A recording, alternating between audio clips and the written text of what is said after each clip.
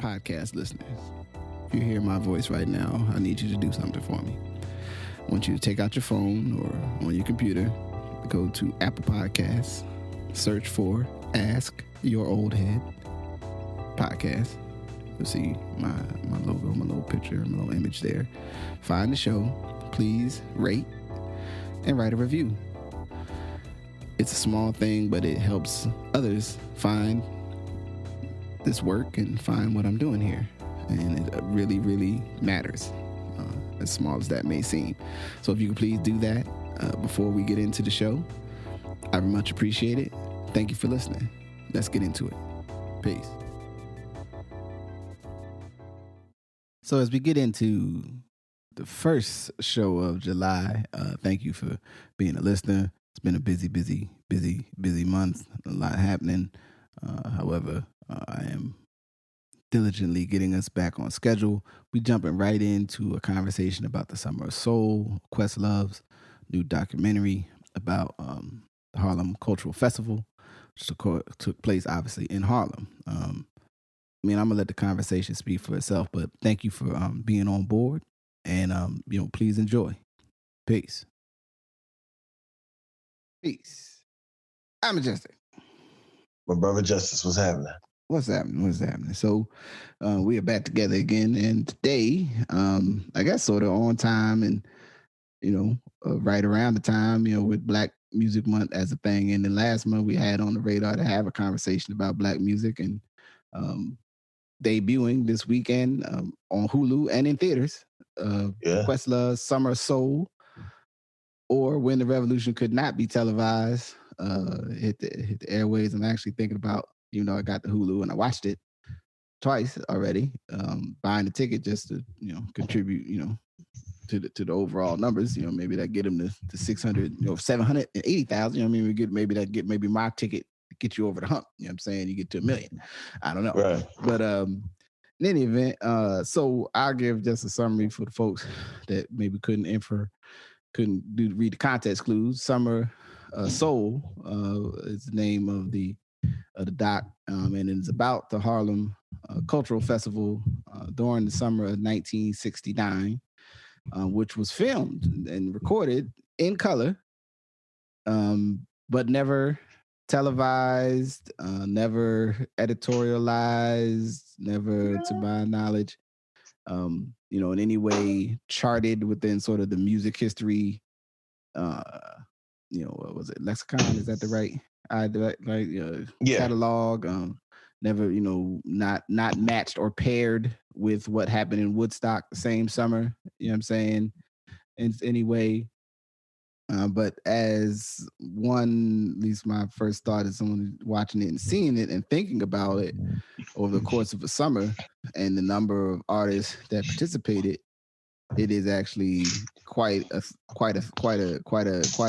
piece, quite an artifact of a moment and of a time and of the genius, as Donnie Hathaway would say, the black pool of genius, as it were, creatively, and I don't, we'll get into to some of the different pieces and parts of the doc, but so that's what we're gonna talk about today, and something that I enjoyed and makes me happy, and I hope if you're listening, and maybe you be happy too. What was where you want to start? What's something that was on your head or your heart just coming out of it, watching it for the first time? Yeah, one, I think you just touched on a really interesting point of happiness and the joy, right? Extend a little bit to the idea of joy, and like what that means. For very good reasons, we've been having a lot of conversations about Black pain and Black struggle, and those kind of things in the context of America, and using what one might call the shame of the systemic failure to protect people and protect Black people in particular in this country. But we often can deal with them like those conversations, and the conversations of joy and happiness have to be bifurcated, like they got to be separate, right? And I don't, I think it's unhealthy for them to be separated too much. When they're separated, they don't paint a real picture of a real person, right? Right. And I think a lot of times in America, we haven't painted a real picture of Black people, right? Because we're painting us as either someone to be pitied or someone who's just having a whole bunch of fun, right? Mm-hmm. We're not painted as nuanced. And I think that this festival, when you watch it, you get what's happening in Harlem. You get what's happening all across the country, right? But you also just get an unfettered view of people living real life and wanting to come and be together and be in community for weeks, right? Right. Come back and back and back in 5 or 6 weeks, right? A different kind of show every time. And just that level of joy and happiness that shines through watching it, I think and that's a testament to their documentary skills. So this documentary can be as boring as bread sometimes, right? Yeah. So hats off to them for making something from that time feel gripping, right? And feel engaging. But that's really what I took. And, the first part, and, as given, I think, into a lot of my interests, has it been about place and, particularly the role of Harlem as place. Now, I'm going to throw something out there. We'll see, we'll see how you see it. Up until a certain time, and I think at least still in the psychic view of many over a certain age, Harlem is the capital of Black America. Mm-hmm. And there's obviously so many reasons that we don't have enough time today to talk about of why that would be the case, and why people would perceive it like that. In some ways, I think it's still psychically in people's heads. I think in a lot of ways, depending on your age and background. I think one may argue that Atlanta has kind of surged in maybe being the capital as defined by this principle of commerce and the principle of this like Black crystal city, which obviously is as complicated as all get out, but as Atlanta's now. But so I just think, kind of going back to that space of like, this is this capital of Black Americana. This is where this is happening at. This is a symbol of the life and energy and the resilience of Black people. And for the festival to be there, and then using the festival as a way to just talk about, like, look at this community and what the community actually created to give people a sense of belonging, a sense of self, and a sense of hope. Mm. And I think we can downplay the role of actual physical community because of much of what we call community now is not physical. Mm. It's not proximity based, right? This shows you got physical community and being here, walking down the street, seeing this church, seeing this chicken place, seeing this masjid, seeing this art place is literally what is giving you life. And so I just think about what that means for particularly the future of Black folks, right? When we are not having, in many senses, a proximity-based conversation and how community functions in regard to it. So, yeah, I mean, I echo that thought because I don't think that any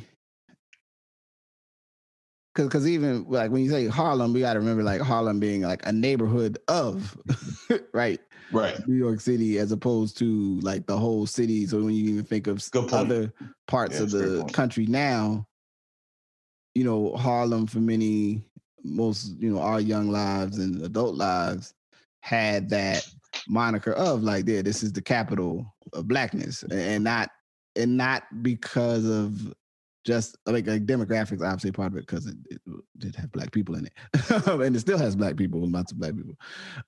But it is there's I don't feel like any other area has sort of like we actually want to take on that title, in all of its implications, from not just the capital of Black entertainment, right, or Black fashion, or Black, like the whole politics, art and culture, business, commerce, creativity, like the education, rhetorical, what we call it, like political debate and challenge, like at different.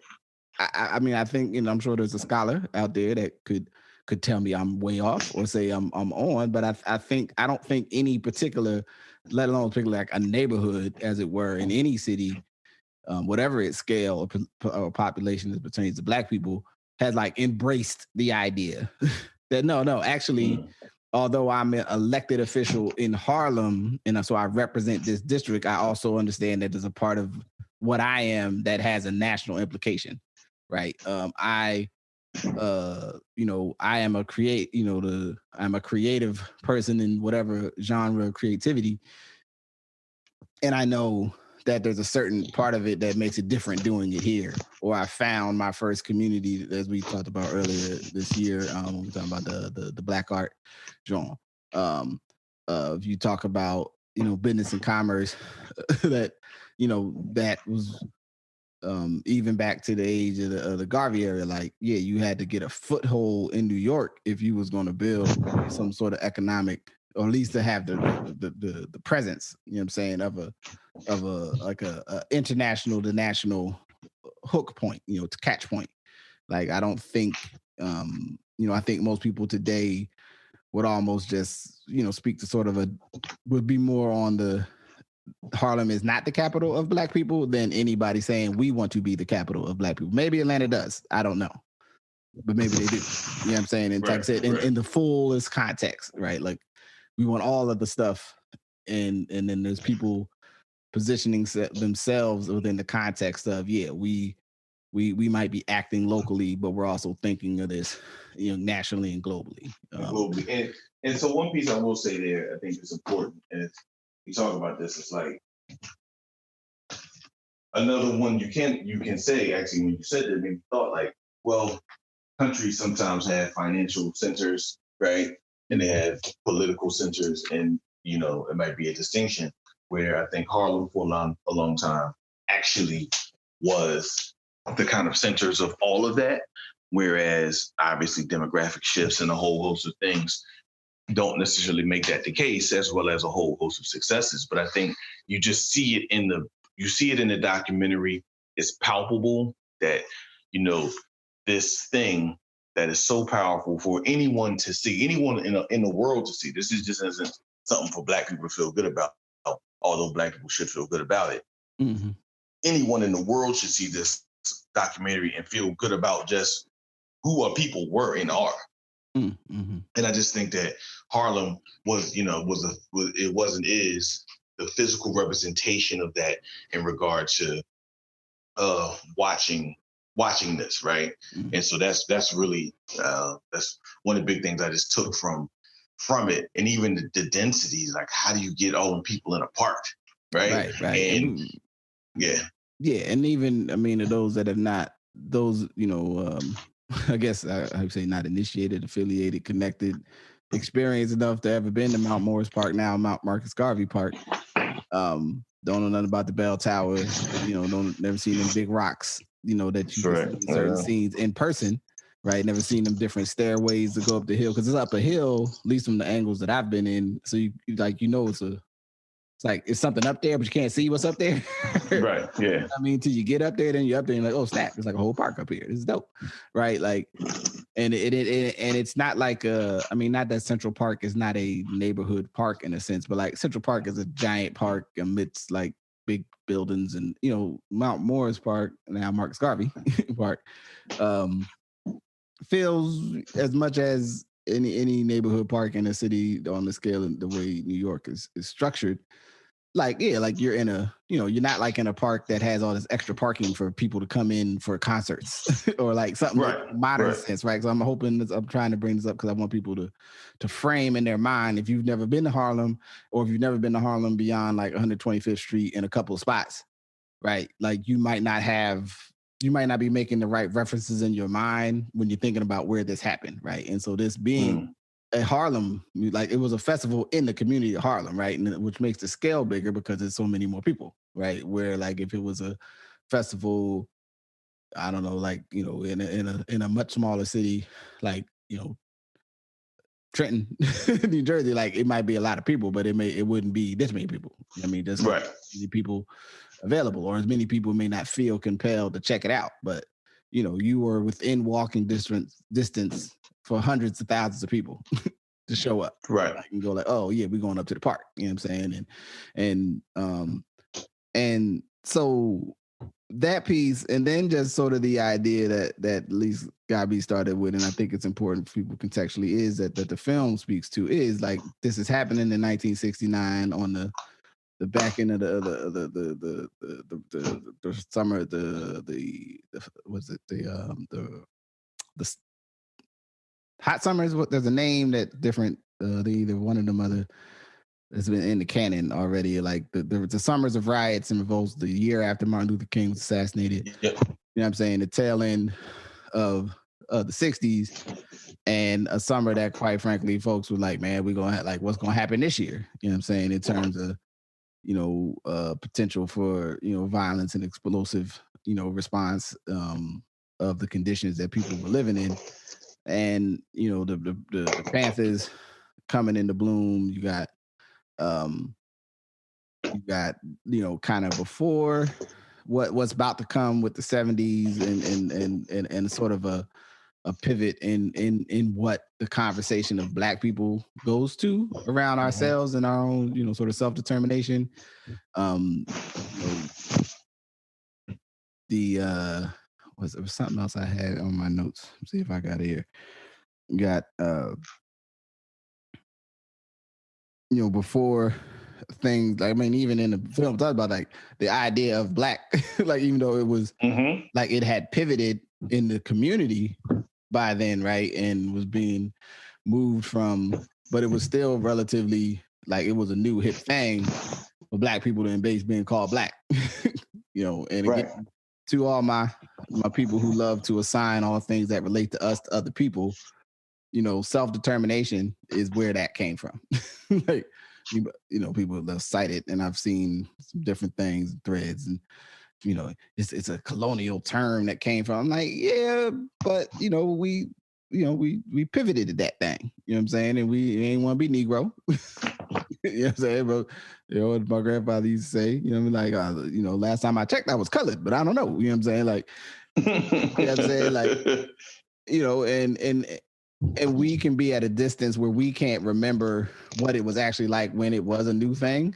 But I really enjoyed that the movie say, yo, let me slide this in here to make sure this is on so folks understand that, like, someone, and then, you know, and I'll get her name because I don't have, I just bubbled back up as we started talking. You know, the sister who was also one of the first to integrate University of Georgia, and is working at the New York Times, like, basically, you know, say, yo, if I'm gonna write about my community, I'm gonna write it about the way the community is saying it right now. Right. This is what we're doing now. You know, maybe it wasn't popular. I don't know. Maybe there was a debate, and she, you know, made a decision, made a choice, and pushed for it, and now, you know, it is what it is. But it's just like it's a telling spot, and I think it's really ill as an inflection point, like, you know, looking at this is a important moment in time, and then as this, you know, display of artistry that would be a lot of folks that we all know, but even some of them were not even at their pinnacle when this happens. Although we know them now, right? We're like, oh snap, you know, it was Stevie Wonder, is Last Night, you know what I'm saying, and the Pips, and his the Staple Singers, and Mahalia Jackson, and, you know, I was familiar with the Chambers Brothers, but they was getting busy. You know what I'm saying? It's BB King. They was getting busy. You know what I'm saying? BB King is on the stage, like, you know, so that, like, as a just to give people a snapshot, and And I guess the first thing that was one of my takes was this to me a sense of Black self-definition, because you have a diversity of genres, you have a diversity of presentations and styles, and even in the conversation of the people that are like the different voices through the piece, you get that there's a lot of different people. As we're not a monolith now, we were not a monolith then, and Right. that like people were coming for different things more than other things, and then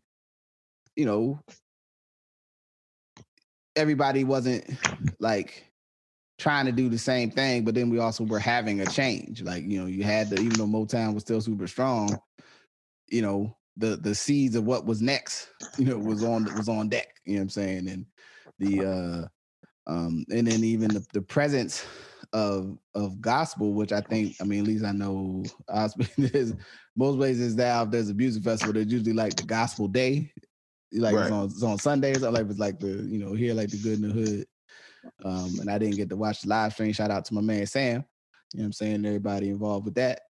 But there's like the different performances, and then usually Sunday afternoon or night or somewhere there is like the gospel one. You know what I'm saying? And that's cool. You know what I mean? Part of that is just, so those that maybe don't really like dig gospel, or they like a certain kind, like, I might more like the gospel, sort of like the gospel that's in this, because it's funky, you know what I'm saying, versus, gospel that's kind of like, you should be more into it if this is more religiously speaking to you, Right. kind of a little bit different. I don't want to be disrespectful to somebody else's culture, you know what I'm saying, where like they listen to it for kind of feedback within the value system. I'm listening to it sort of like, well, I'm just taking the best part for myself. Like, I like the way they sound, and and I translate other parts from my own understanding. But there definitely is an agency of like, is something that you brought up, and then self-definition, I think,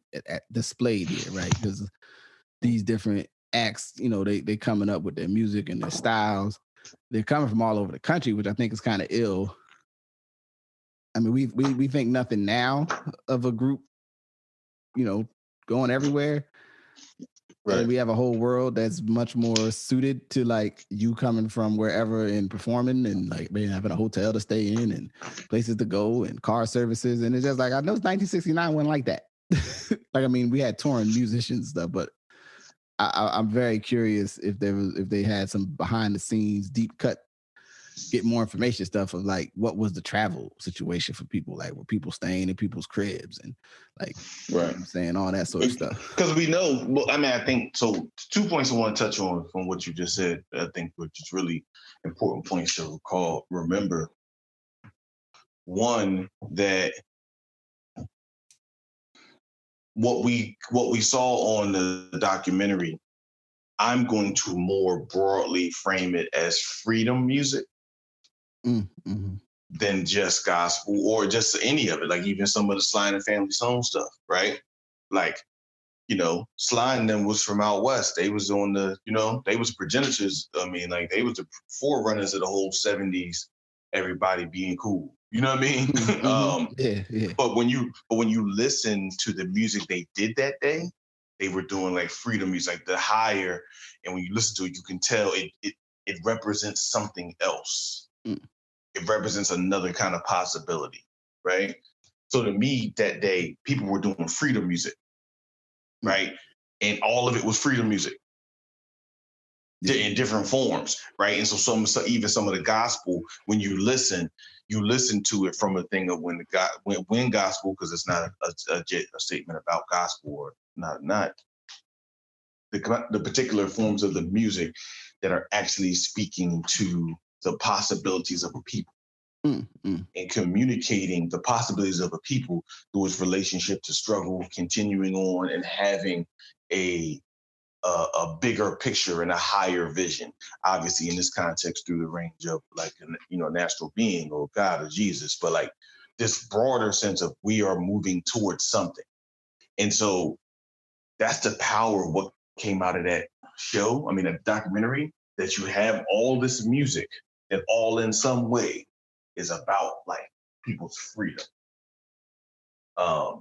And so I just think it was very powerful how they did it, and then how when you listen to it and see it, you're like, okay, I see kind of like this broader vision and stuff. So definitely wanted to touch upon that. Second point is to your point around, like, I'm gonna go back to kind of a community context. We know that until a certain time, and New York was a little different, but you couldn't stay everywhere, right? Like in a lot of cities, you black folks had hotels, right? And black folks had hotels because black folks had to, we were the original Airbnbs, Right. right? Like, hey, I got a couple rooms out back. Go ahead, give me a couple dollars for them. We'll come and make you some breakfast, right? Right. And you think about the Hotel Teresa on 125th Street and 7th Avenue. So just again going back to this agency conversation, and even in the midst of like America is changing, right? There's still this sense of that sense of self, and that freedom music was really important to me because I was watching it, being like, man, everything that's being sang or done here, everything feels like it's adding on to the liberation and the positioning of a people to see themselves as moving forward. Mm-hmm. Even when David Ruffin sang "My Girl," like how you turn "My Girl" into freedom music is some shit. But like I listened to him sing "My Girl" and felt good about it. I ain't felt good about hearing "My Girl" since I was 9. Right. but you felt that there was a broader, palpable energy in the air of, like I said, the possibilities of the possibilities of a people. Yeah. Well, definitely. I think that's an interesting energy too, because the way even some of the way the voices contextualize the experience, because it's lots of people, right? It's whole, it's families out there, it's man, woman, child, as you can say. There's elders, there's young people. Obviously, probably certain shows have more young people than others, I would imagine, if one had the ability to see more. But I think it's important, and actually talking about this thing visually, seeing something in color from that time, because it doesn't make it so like in the past, like some far off world. Like there's a lot of shots in there. It's like some of the young folks, I mean, outside of the way they cut their hair, ain't so much different. You know what I'm saying? Than what I would see or hope to see if I went to, if we was up top and they said, yo, it's a music festival over at the Mount, and it's going to be, it's the soul fest, and it's like the neo soul and other thing, and it's going to be like Howard Hewitt. Somebody, you know what I'm saying? Somebody, that but you ain't, you maybe you don't know, or the bar, something going to pop up. Melba Moore, right? Melba Moore comes out there, pop up. And if you went up there, you wouldn't necessarily see something too much different, right? Because you would see, young people, you see some families, depending on who's performing. With the hip hop age, obviously, different times in the arc of hip hop, you may have seen, various different elements. You know what I'm saying? Not that those elements didn't like rock and roll and other music too. You know what I mean? But just with the particular ethos, but especially at this age, this point in the arc, if they said, well, also you would get a whole lot of other people showing up, that you wouldn't have back in 1969. Because that definitely, there was some speckles in the shots, at least, that showed the crowd. You know what I'm saying? It was like, oh, there goes somebody that might not be black or brown, and there goes another one. But it wasn't, I think in this day and age, you would get a much larger contingent of other folks. And I ain't saying that's not necessarily a bad thing. It's just different times, right? Because that's not how, for those that don't realize how segregated, we are in certain ways still, but definitely how segregated we were then. Like there's people just like, yo, like I'm real into this music, so I'm up here. But as far as some other people that like, I'm not going up there, but I don't know. Now maybe right. There's some scenes where there's like a whole pocket, like you can't see it because of what they chose to share, right? But I didn't see any front row situations where it wasn't black people kind of center stage. You know what I'm saying? Yeah.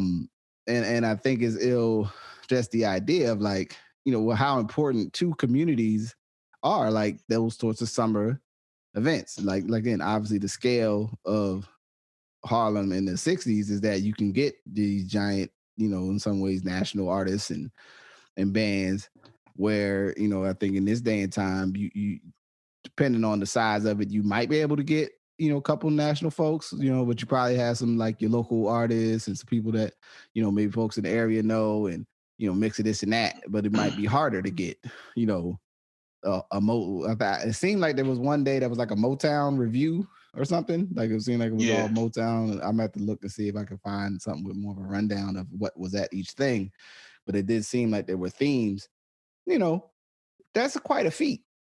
And for I love how they described the brother Tony McClain as just sort of like, he's working the room. He's like, hey, I got your back on that. Word up. All right, I'll see you on this. Now I'm gonna have that when you need it. And, he's a promoter. Right. He's getting it. He's spinning. He got them plates spinning. You know what I'm saying? He like, I got to get this in here. Then we get there. And it's like, nah, man, just don't quit. Like then, and then you find all the pieces. Then it gets to a point where it's like, well, we got a stage. We got mics. We got, somebody got to show up. You know what I'm saying? Like, we got to go ahead and do it. Like, yeah.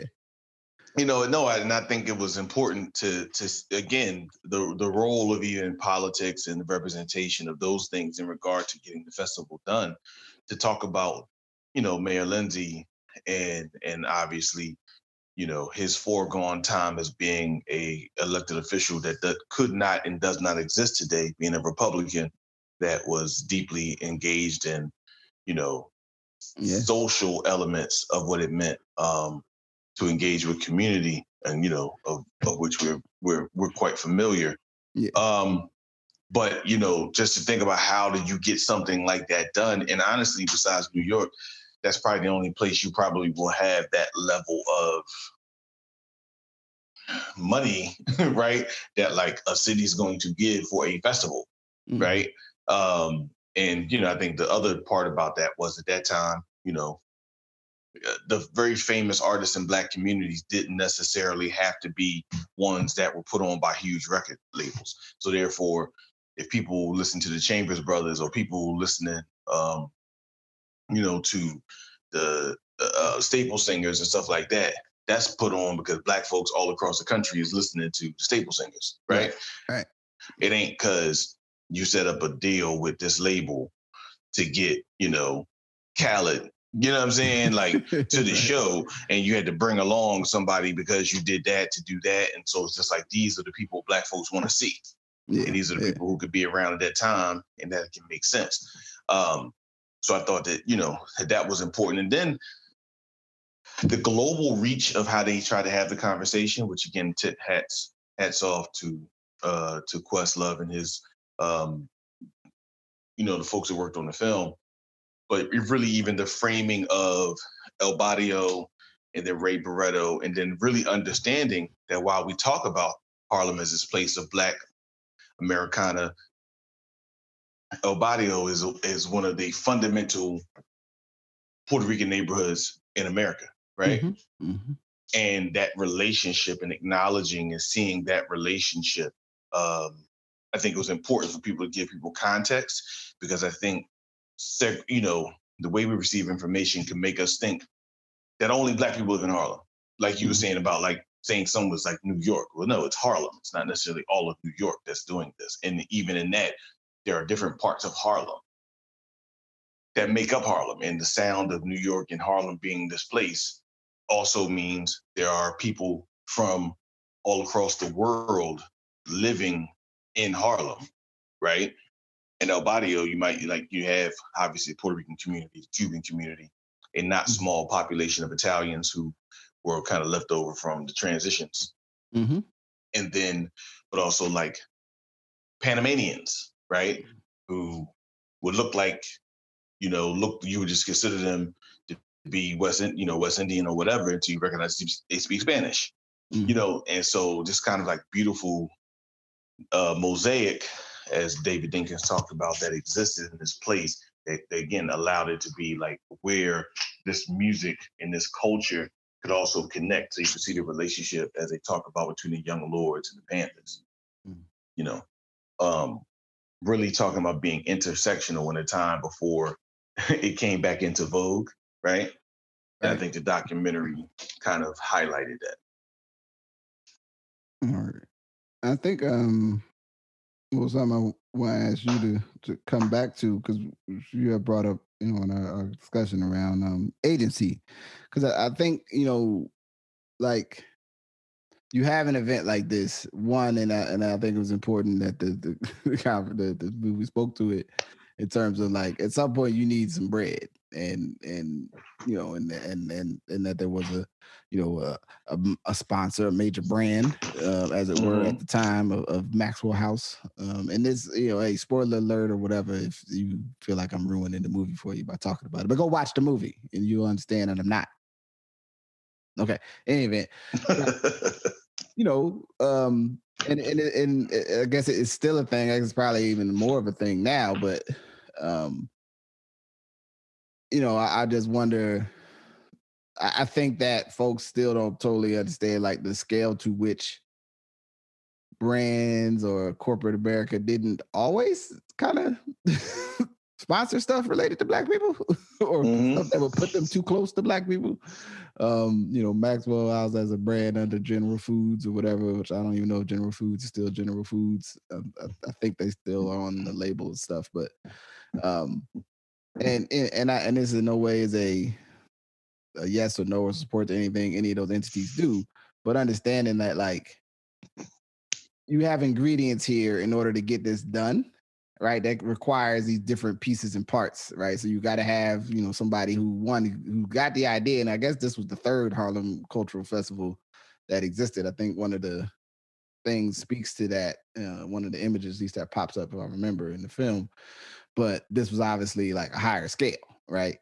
And then so you have this person in the brother Tony that's pushing it, right? And then you got political support from the mayor, and a mayor who had a whether some people believe it or not, but actually really was engaged with Black and brown people at a tumultuous time in this country's history, in the biggest city in the country. Who knew? Notwithstanding all the problems that still were happening up top. But it's just something to think about. And then you got the artists themselves, you got the Panthers doing security, and somebody working that situation out because not wanting the police to have a presence really there due to the ongoing dynamic of the Black community and the police. You got the Black people themselves, right, who live there and want to be involved, right, like that want to be able to do something celebratory and fun in their own community, want to see the rest of the world, sort of like the world stage, as it were, come to their community. You got then all the technical stuff that's related to putting on a show, which we the towers and you get the money to get the film. And I mean, I think the thing that is actually quite remarkable about it is the fact that it was filmed, because it's in so many things. I'm sure now we take for granted that everything could be filmed and that there should be filming and to most part, but there's a lot of. I mean, shoot, we rapped through it the whole 90s. It ain't really filmed. Which may be good, may be bad. Right. I don't know. Yeah. But suffice it to say, there's a lot of Black creativity over the last 30 years that is not necessarily filmed, right?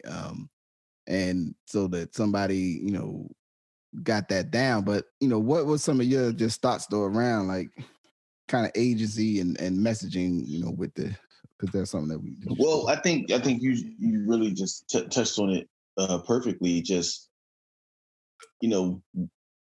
talking about times can take away our agency. Talking about struggle can take away our agency. I think our agency is central for us to keep in the center, and to make sure that we're keeping that this is not being done to us. This is being done with us, right? And by us keeping that in mind, we can keep in the possibilities and acknowledge that we can perpetually create this level of agency. One small thing in the movie I thought was really interesting, and it made me start reflecting on this, was so Maxwell House came in big on the event, and so in that the commercial in it talks about coffee coming from Africa. Mm-hmm. And it made me reflect that, like, by the 80s, we had already connected coffee to South America. Like within the next 15 years of Maxwell House talking about coffee coming from Africa, which we now know to be the case. And, there's much more information about the origin stories of coffee and its origin from Africa. But that how fast all the companies moved from talking about it being a largely African, of African origin to it being defined by Juan Valdez, right? Right. And that kind of shift of being more trusting of a farmer in South America than its origin in Africa. Now, obviously, there's a whole bunch of politics around why you think that ever working South American farmer would produce you a cup of coffee, right? When all the stuff's going on in South America politically. But it's really that for another time. But just that shift. But I think, again, centering people in ways that are real and make sense. And the thing is, and sometimes we have to say it ain't about someone centering you, it's about how do you center yourself. Mm-hmm. And that level of agency as we look forward in a whole host of things of, yes, how are we centering ourselves? How are we exercising agency? And sometimes exercising agency means everything isn't neat. Mm-hmm. Everything isn't like nicely put into place. Sometimes agency is complicated. It's outside the lines, but that's what you're really talking about, because even being patronized enough to make you think like you're having agency when you're really not is a bigger challenge. But again, the music and the culture, and people knew the power of music and the power of community to actually keep a situation more calm. And I think that's a powerful idea, right? Like, you knew if you brought your favorite artist, that your favorite artist will come and talk to you and talk with you and be in community with you to like have you, to keep everything cool. Can say to each other, come, let's keep it cool, baby. You know what I mean? Right. They all, man, what's the name of going to be up there, man? Like, let's, like this, what I mean? And I'm sure,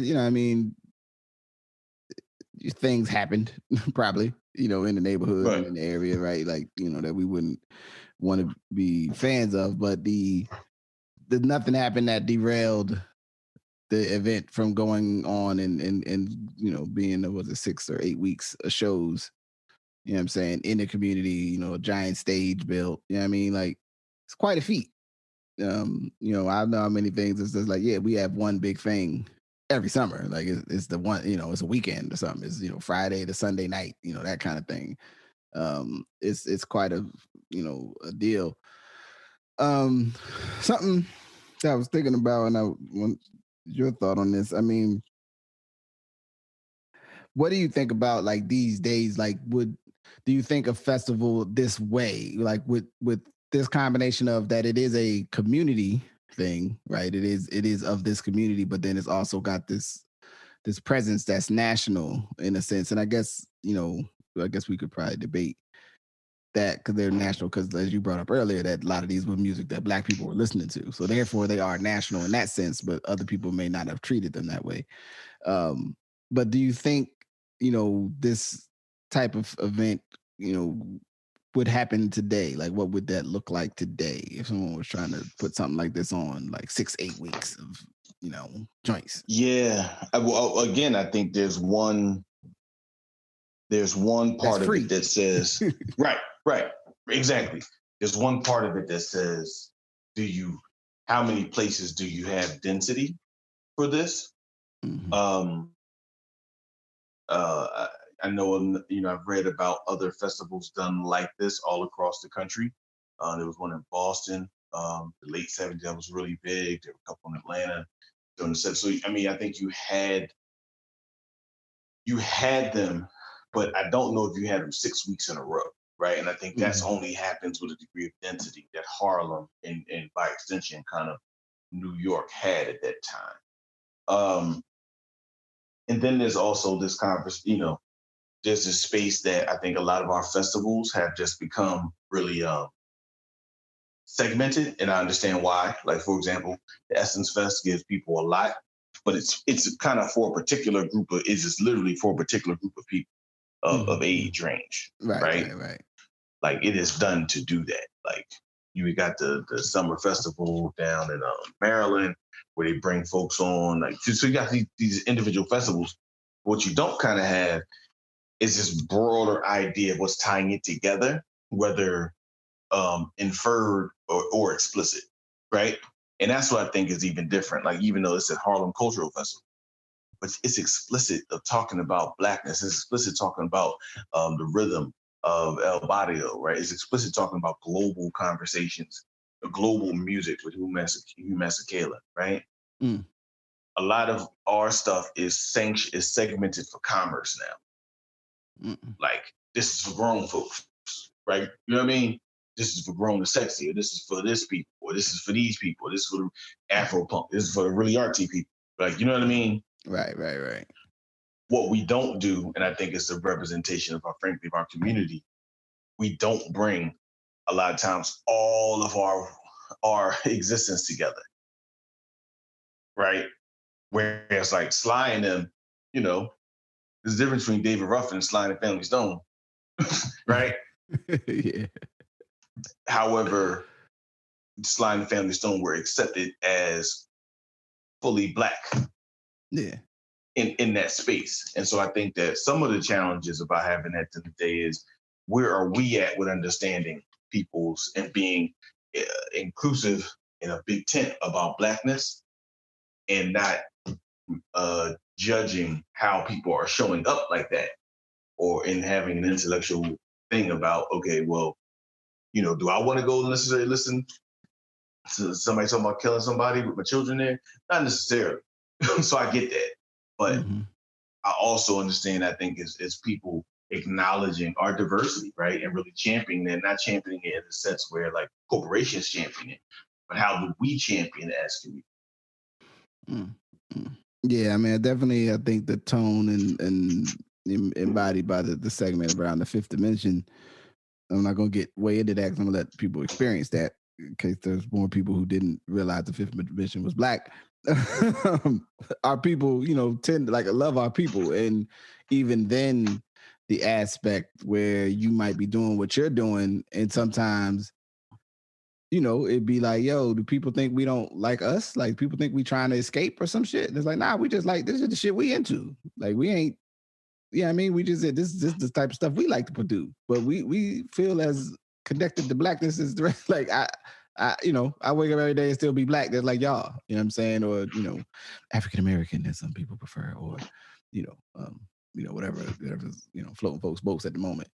And it sort of pertained. I was just listening to the People's Party with Yasin Bey, you know, and there's something that he says in that their conversation around, like, you know, people as artists just trying to do the thing that they think is their work, right? And not necessarily trying to, what we think someone was thinking when they decided to do what they're doing doesn't mean that's what they was thinking. That's just what we thought they was thinking, right? And we can have, especially depending on how popular your thought around what you thought the other person was doing is, right? If you have an audience that will hear you say, yeah, I think this person was trying to, like, you know, do X, Y, and Z as it pertains to their Blackness, then like that idea can really like become a narrative that people think is true. And it's like, but it's not really true. Like, you don't really know what their intention was if you didn't ask them. If nobody asked,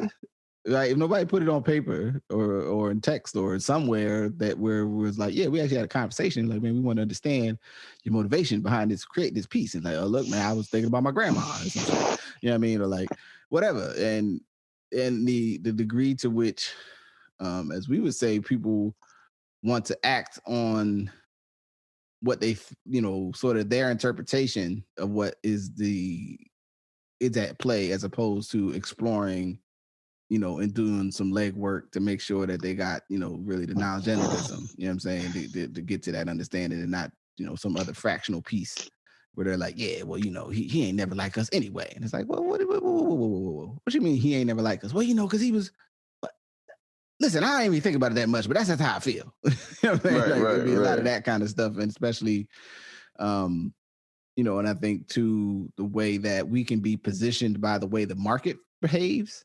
Yes. It does not have anything necessarily to do with our intentions, or our energy or our sincerity of the way we, do things. Now, some of that obviously I think has shifted. There's still a degree of that now, but there's such defined markets now where if you are kind of like, I want to be the contrarian Black person, and that's how I want to try to like make my space. Like, you can be contrarian Black person, you know what I'm saying? Or you can be the dude that the tech guys love, or you could be the dude that the people that like punk rock that think they like, that they're like the punk rockers that like they really do embrace everybody versus the punk rockers that don't really embrace everybody, right? Or I'm in the arena rock, like, you know what I'm saying? All these different genres and subgenres and spaces of creativity.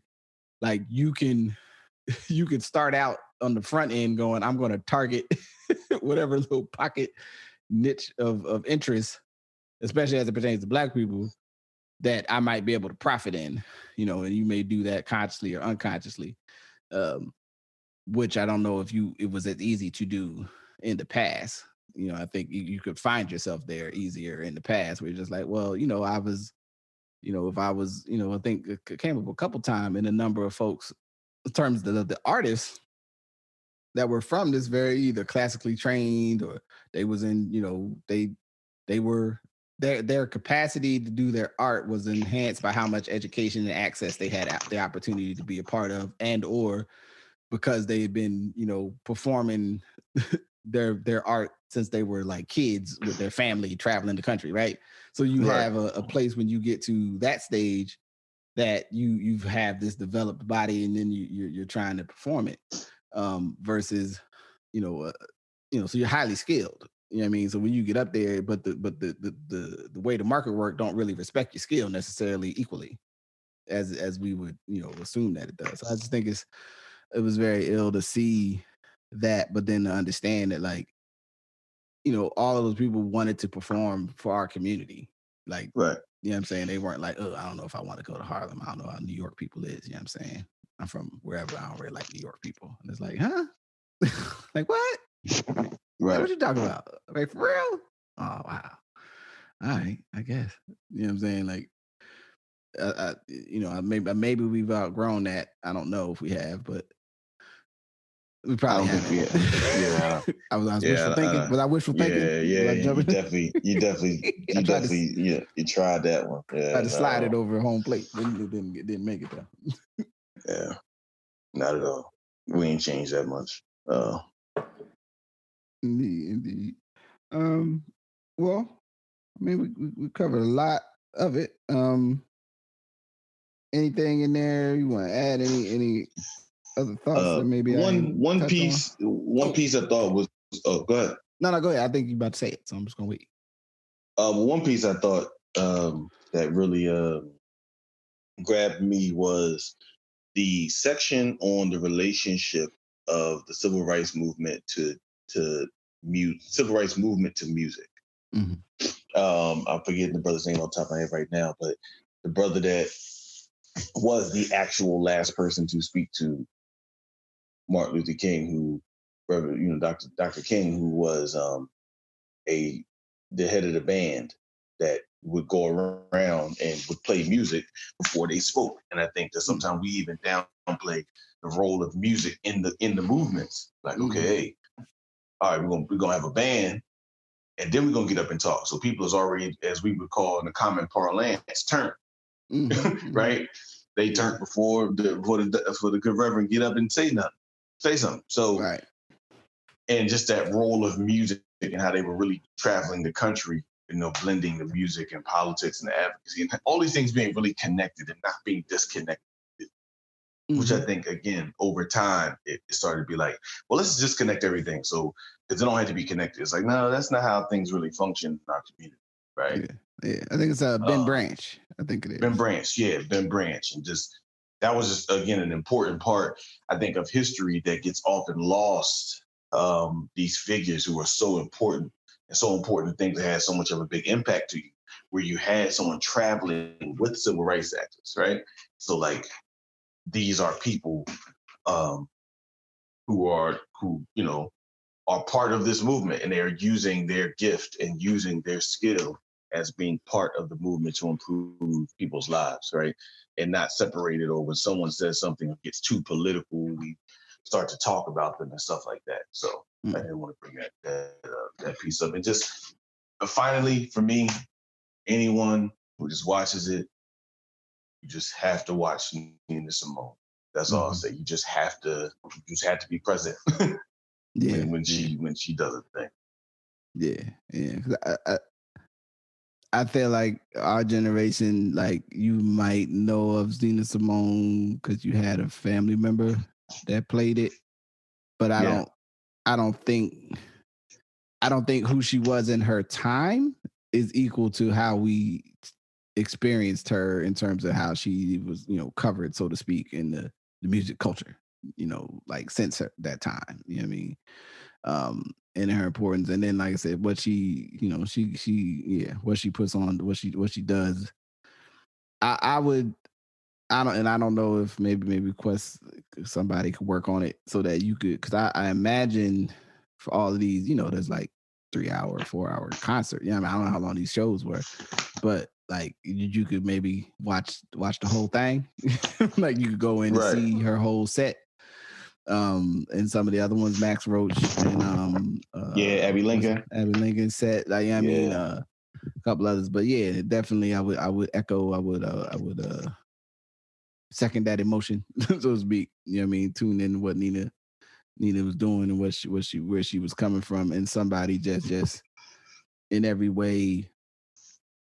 I mean, y'all, actually, I think some of y'all shared, and I say y'all, I'm saying y'all on the internet that might be listening to this in your memifications, the very popular clip of her speaking that as an artist, like, how could you not talk about what's happening in the time that you're in, you know what I mean, and her perspective on that. But I'm not asking you to look at Nina as a bludgeon, but look at Nina for what Nina's laying down, you know what I'm saying? And take the best part for yourself, as it were. So, all right. Yes, sir. All right. So with that, you know what I'm saying? Check the movie. I'll put a link to the trailer. You know what I'm saying? It's on the Hulu, and then find it. If you really want to support, go go to a movie theater if you feel safe. Go see it in the movie. I'll be honest. Like, yeah, if you feel safe and health things apply, because it's great to see it on television, but I'm going to go see it in the movie because I think it's the big screen gives it a bigger picture. Yeah, absolutely. All right. So with that, I'm saying peace. Peace. Thank you for listening to Good Brothers. Thank you to my good brother, Majestic. Thank you to you, the listeners. Please listen, rate, subscribe, share wherever you listen to podcasts. If you want to support the podcast, you can become a patron on Patreon. Just search for Ask Your Oldhead, and you will be able to learn, see what would work for you to contribute. You can always just share and get more folks listening. Also, you can look for Ask Your Oldhead on Etsy and buy a t-shirt or a sweater, Was it a sweater? No, it's a hoodie. Whatever case may be. But in any event, thank you for listening, and I appreciate you. Please go check out the doc. I think it's a fantastic piece of work, capturing a great moment. And so, as always, take the best part for yourself. Peace.